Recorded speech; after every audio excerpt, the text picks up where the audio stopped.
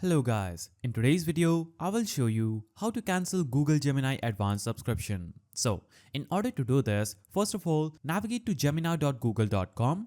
After navigating to this link, you'll have to simply log in using user credentials and you'll be on this page. Here, you'll have to just click on this three-lined icon at the top left corner of the screen. Now, you'll have to click on Settings, and after you click on Settings, you'll be given some options, and these options are Extension, Public Links, Dark Theme, Real-Time Responses, and Manage Subscription at last. Simply click on Manage Subscription from these options and it will take you over to this page where it says Google One Settings. So, make sure you know that when you cancel a Gemini Advanced subscription, you'll also lose the access to other features of Gemini as well that came along with the Gemini Advanced, such as 2 TB of storage, other Google One Premium benefits, and Gemini in Gmail, Docs, and more. So make sure you know this and click on the cancel membership button from these options that is available at your screen. After you click on this button, you'll have to click on cancel button again.